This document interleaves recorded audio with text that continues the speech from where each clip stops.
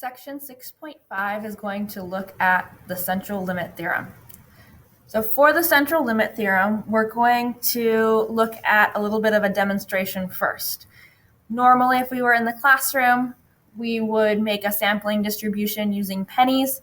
We would take many different sizes of samples of those pennies and find the average for the years of those pennies. We would take different sized samples of 5 and 10. It would take a couple of days.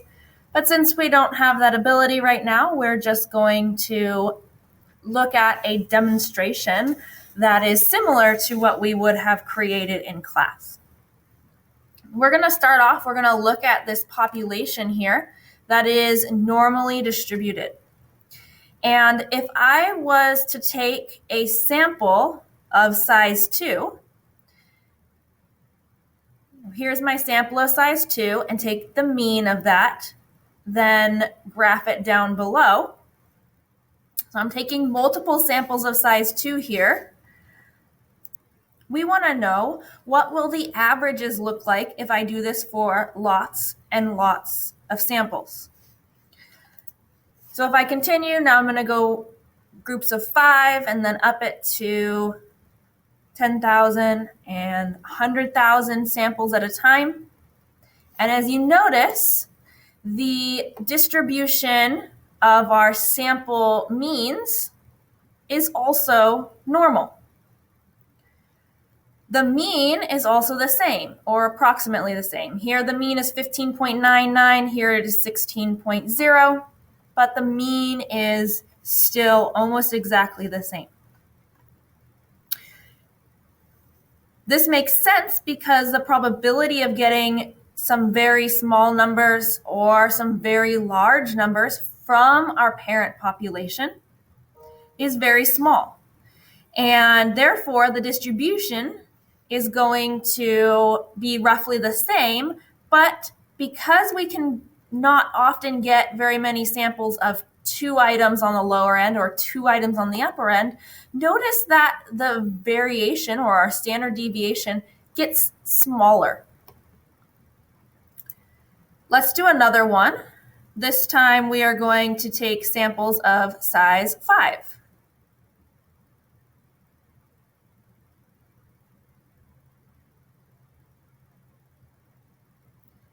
If we continue to take lots and lots of samples of size 5, notice again that our distribution became normal.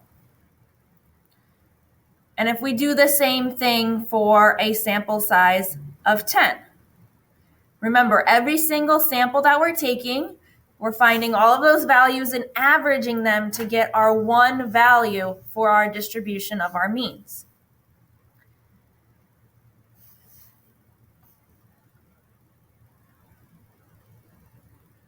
Again, it became normally distributed. However, look, our standard deviation is getting smaller and smaller. So it was 5 when we have our parent population, and now it has a standard deviation of 1.58. We could do this one more time with a sample of size 25.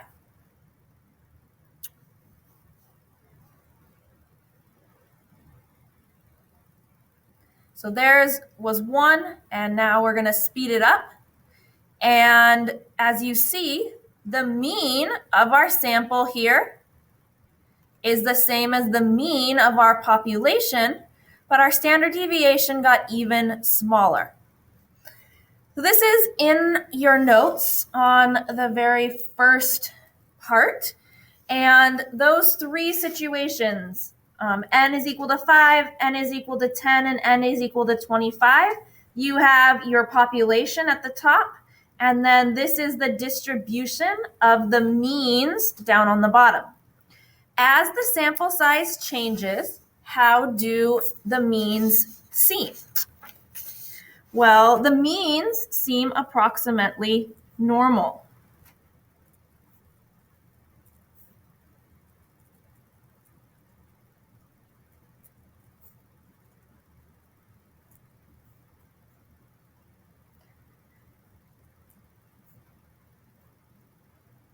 the mean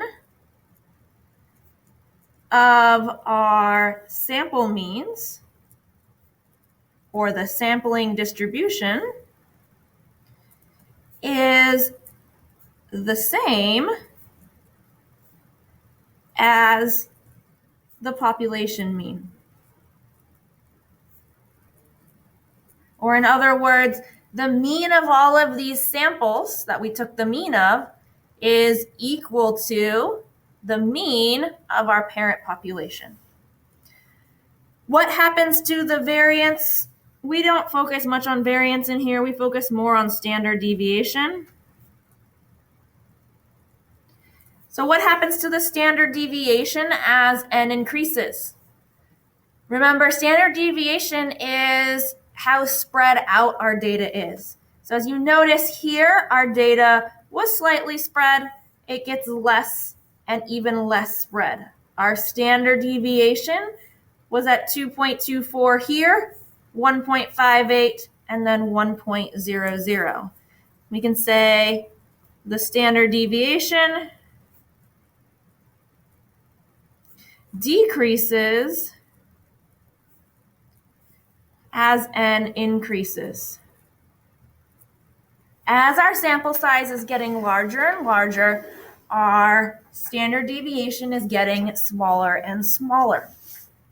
And that comes from the fact that we're going to have few samples. For example, if n is 25, we're going to have very few samples where all 25 items are coming from this very low end, and very few samples of 25 where all of the items come from the very high end. You're going to get a mixture which causes them to fall more in the center and be less spread out.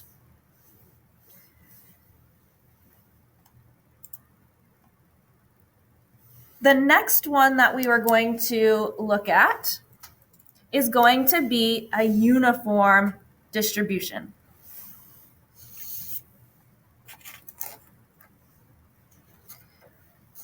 It makes sense that if we have a normal distribution, that the means are going to be normally distributed. But we want to see what's going to happen when we don't have a normal distribution, since a lot of things that we study in statistics are not always going to be normally distributed.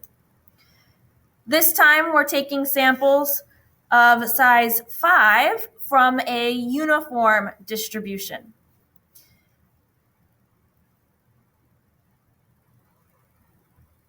As we take more and more of the samples, notice that we're not getting very many samples in the small end or very many in the large end. And that is because the probability of having everyone be in the low end or everyone be in the high end is very small. When we start taking lots and lots of samples, we see that it appears to be approximately normal. And notice our mean for our sample means is 15.88, and the mean of our population was 15.89. Our standard deviation here for our population was 9.53, and the standard deviation now is 4.26. The data is less spread out, but the means are approximately the same. Now we are going to take samples of size 25.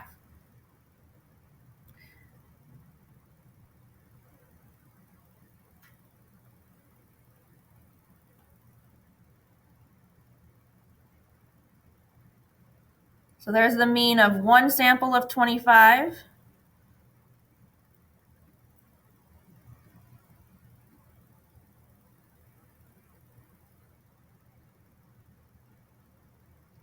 And now as we take more samples,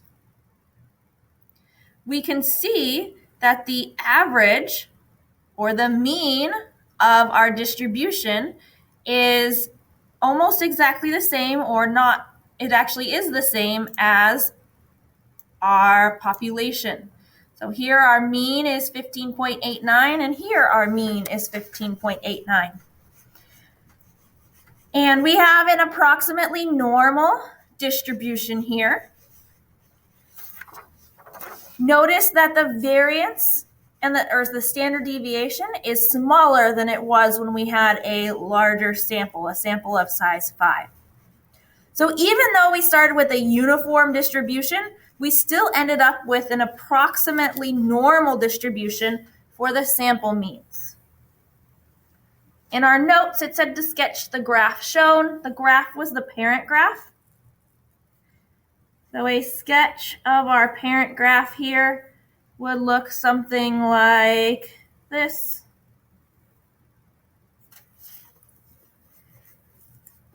What kind of distribution does it have? It is uniform. What is the mean and the standard deviation for it? The mean was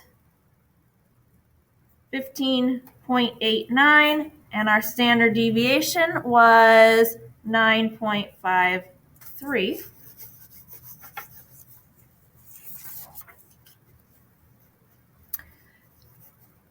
After the simulation ran, sketch the graph of the distribution of the sample means. We're going to use the second one that we did, the one where our n was 25, or the sample size was 25, and we ended up with a shape that looked something like that. And what type of distribution is this? It is normally distributed. Remember that this is the graph of sample means. So we were taking the mean of a sample of 25 items from our population and then graphing that result.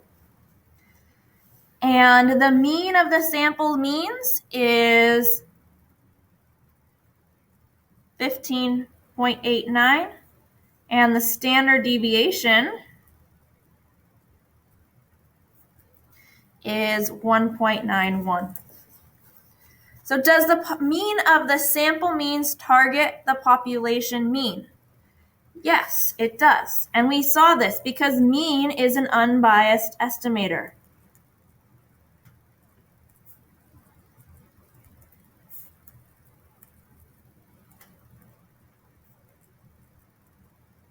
Which we learned in the previous section. Which graph has less variation? The graph of the sample means has less variation. It is not as spread out as the parent population or parent graph. Let's look at one more simulation here. Now we're going to look at a bimodal distribution. So this is a distribution where you have lots of data clustered in two different locations. When we take samples, we're going to take samples of size 2. You would think, and it makes sense, that we would get a lot of means on the low end and a lot of samples that have 2 items on the high end. And you would think that it would be easier to get some high-end averages and some low-end averages, which seems to be what is taking place right now. However, as we do lots and lots of samples, we are going to see that we don't necessarily get only items on either end.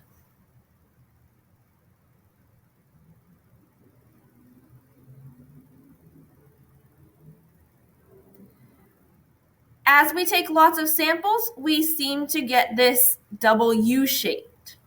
Now, if we take samples of size 5, let's see what happens.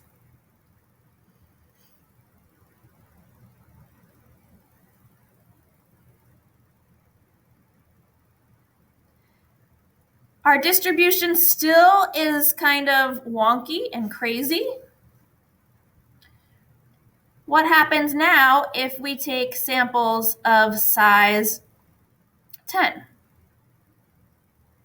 As we take lots of samples of size 10, we're getting something that is closer to a normal distribution. And now if we take samples of size 25, we end up with an approximately normal distribution, where the mean of our sample means is equivalent to the mean of our population. After viewing the different simulations, what conclusions can you make about the shape, the center, and the spread of the sampling distribution of the sample means? The conclusions that we can draw is that the shape will be approximately normal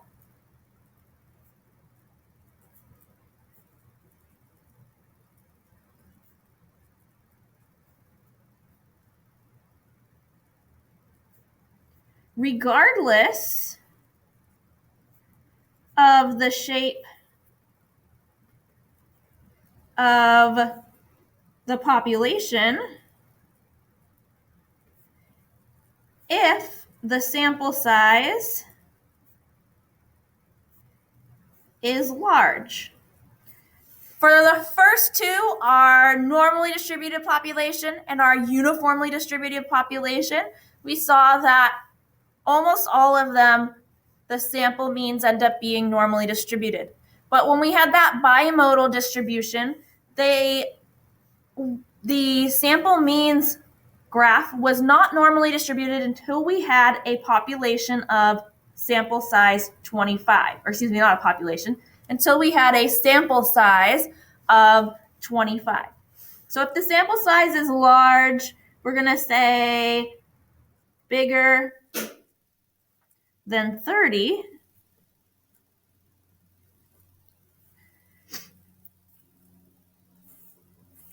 The center remains equal to the population, and the spread gets smaller as n increases. So as our sample size goes up, our spread of our means gets smaller and smaller. Here's some notation for our sampling distribution of our means. If all possible random samples of size n are selected from a population with a mean of mu and a standard deviation sigma, the mean of the sample means is going to be denoted mu of x bar.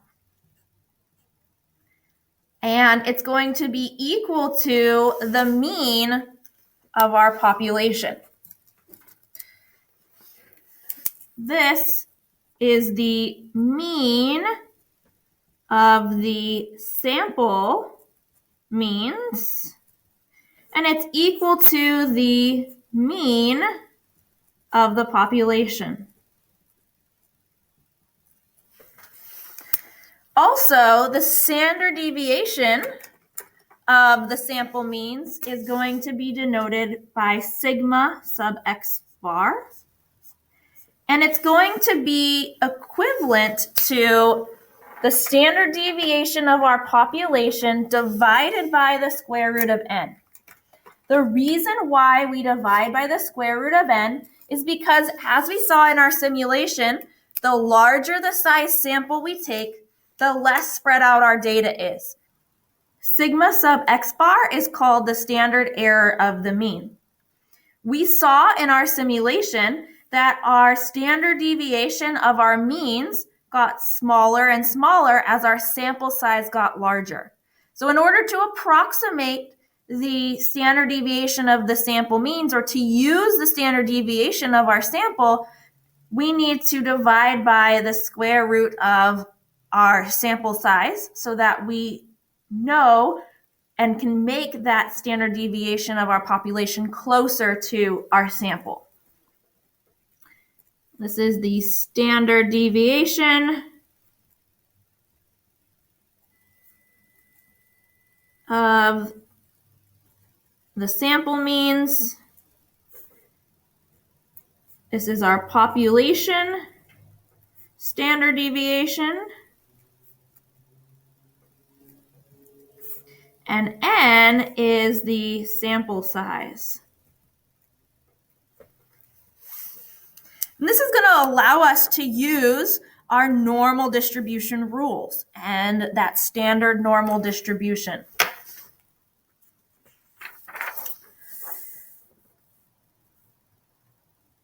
The big concept here is the central limit theorem.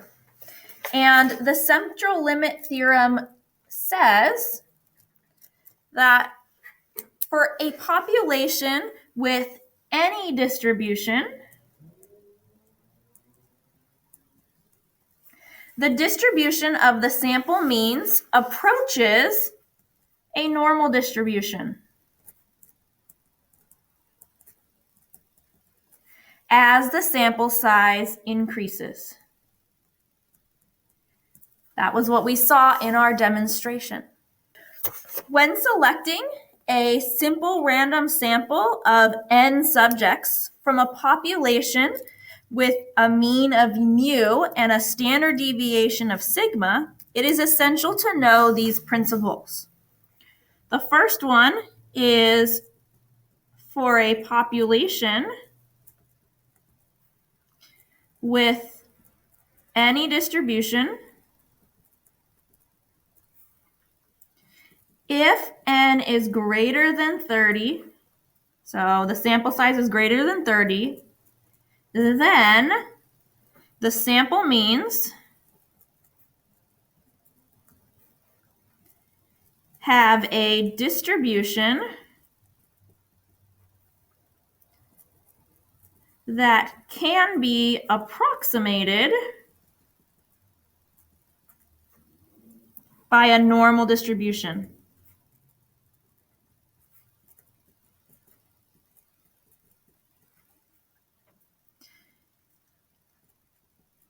With a mean that is equal to the population mean and a standard deviation of sigma divided by the square root of n. The second thing says if our sample is less than or equal to 30 and the original population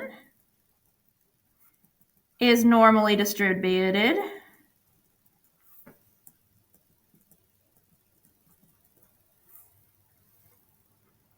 then the sample means have a normal distribution with a mean of the population mean and standard deviation of sigma divided by the square root of n. And the last one,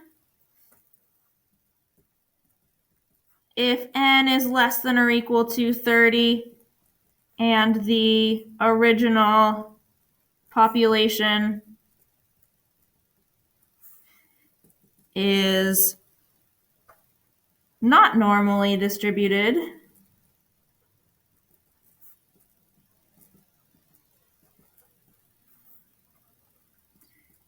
we cannot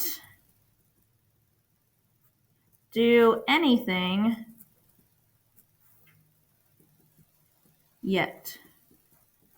So we'll learn what to do if our population is not normally distributed and our sample size is less than or equal to 30. So as a result, when n is sufficiently large, usually n has to be greater than or equal to 30, the central limit theorem tells us that the distribution for the means is approximately normal, even if the distribution of the population is not normal.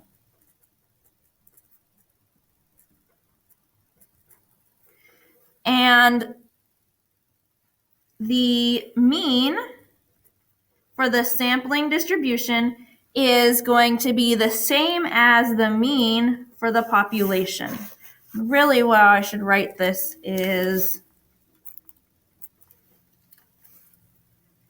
the mean of the sampling distribution is the same as the mean for the population. The standard error of the means distribution is the square root of n times smaller than the population standard deviation. That's why we have to divide by the square root of n.